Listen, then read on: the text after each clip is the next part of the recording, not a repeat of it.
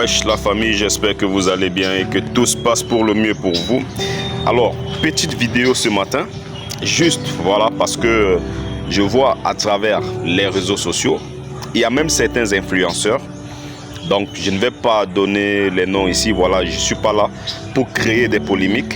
Voilà, je suis juste là, comme d'habitude dans ma mission, n'est-ce pas, de mettre de la paix entre les Camerounais, de créer ce climat familial entre les tribus. Parce que oui, comme j'ai l'habitude de le dire les gars, le Cameroun est un et indivisible, non au tribalisme. Je vais m'attaquer directement à ceux qui sont là, qui profitent de l'occasion, de cette atmosphère politique, voilà, avec le professeur Maurice Kamto et le RDPC. Ils profitent de cette atmosphère-là pour venir distribuer de la haine dans les réseaux sociaux. Je vais vous dire quelque chose les gars. N'écoutez pas tous ceux qui vous disent que les Bamileke, les Ekambeti, les anglophones, les Douala et tout, plus particulièrement les Bamileke et les Ekambeti. N'écoutez pas. C'est vrai qu'il y a des familles tribalistes.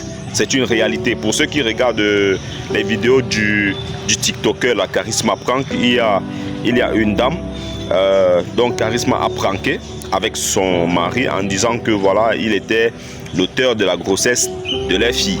Il s'est présenté comme étant un certain Atangana et tout.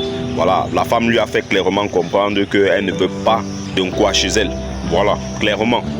Elle était de l'Ouest, elle lui a fait comprendre qu'elle ne voulait pas d'un quoi chez elle. Ça ne manque pas. Il y a des familles tribalistes, c'est pas seulement à l'Ouest. Je connais une famille Douala, voilà, clairement, qui disent qu'ils ne veulent pas de Bamileke chez eux, dans leur famille et tout. Voilà, ils n'en veulent pas. Mais je vous dis les gars, c'est un truc qui existe, c'est clair, c'est vrai. Voilà, c'est des choses qui existent. Mais lorsqu'on vit au quotidien, nous sommes là, nous vivons ensemble. Voilà, Bamileke et Kambeti, nous vivons ensemble les gars. Nous vivons ensemble et entre nous, il n'y a pas ce truc-là de oh, voilà, tu es d'où, tu es Bamileke, non, tu es d'où, tu es Betty, non, donc du coup, on ne peut pas être amis, on ne peut pas être frères, voilà. Il n'y a pas ce truc-là, les gars.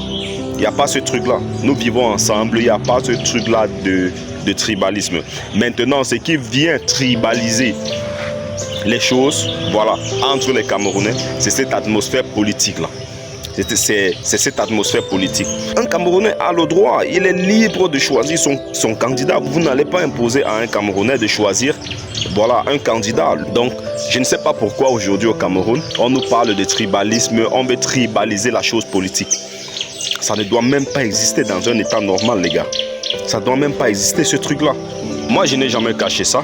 Moi, ma préférence a toujours été sur un candidat anglophone. Mais, comme je l'ai souvent également dit, si jamais nous n'avons pas un candidat anglophone sérieux, capable de prendre la relève, les Camerounais devraient être très intelligents au moment d'aller au vote. Si jamais, par exemple, je vais prendre un cas tout simple. Si jamais, moi, mon candidat idéal pour moi, c'est, disons, Akeremouna, et que je vois que Akeremouna, il a moins de personnes derrière lui. Au contraire, le professeur Maurice Kamto, lui, il a vraiment les gens derrière lui plus que Akeremouna. Moi qui souhaitais donner ma voix à Maître Akeremouna, je vais donner ma voix à Maurice Kamto pour donner de la force. Parce que pourquoi je le dis? Parce que nous avons besoin de changement. Je vous dis les gars, à 90% aujourd'hui, il n'y a pas un Camerounais normal qui n'a pas besoin de changement.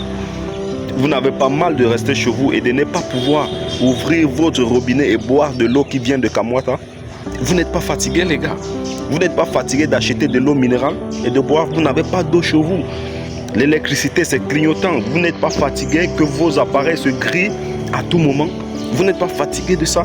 Vous n'êtes pas fatigué voilà, de faire un voyage et que votre véhicule se gâte, se détruise à cause des nids de poules, des nids d'éléphants même et tout. Et regardez la route Douala Yaoundé, Douala Tchang, Bafoussa, machin, tout ça. Les gars, c'est une catastrophe. Pour ne pas parler d'autres régions également, c'est une catastrophe, les gars.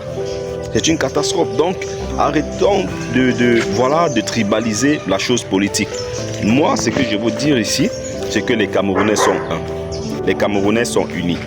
Il n'y a pas de tribalisme réel sur le terrain. Le tribalisme vient sur les réseaux sociaux. J'espère que le prochain président va adopter la loi, cette loi-là, qui va permettre de traquer tous les instigateurs du tribalisme, de la haine sur les réseaux sociaux.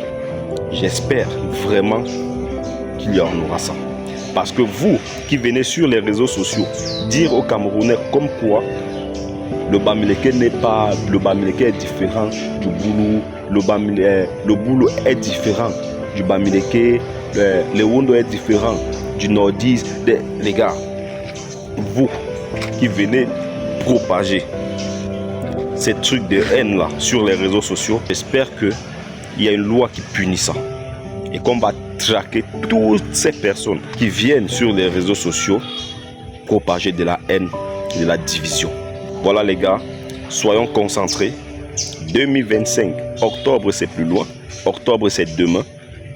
Nous avons tous besoin de changement. Alors, si vous estimez que votre candidat n'aura pas assez de voix par rapport à un autre candidat, parce que nous ne devons pas être l'opposant de l'opposant. Non. Non. Comme je vois certains partis politiques qui veulent s'opposer à d'autres partis politiques. Les gars, regardons tous vers la même direction. Nous avons tous besoin de changement. Il n'y a pas un seul Camerounais normal aujourd'hui qui ne veut pas que les choses changent. Nous avons tous besoin de changement. Et regardons donc vers la direction du changement. C'est pour notre pays, c'est pour nos enfants. Nous, on nous appelle la génération sacrifiée.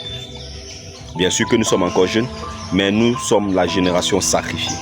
Voilà. Donc, nous devons lutter pour que nos enfants ne connaissent pas ça. Nous devons lutter pour que nos enfants demain, n'est-ce pas, connaissent le mérite dans leur pays. Tu travailles fort, tu mérites. Voilà les gars. Nous allons encourager le mérite. Nous allons prôner le mérite. Voilà. Et non la médiocrité. Voilà. Donc les gars, voilà tout ce que j'avais à dire ici. Prenez tous soin de vous et la paix sur vous.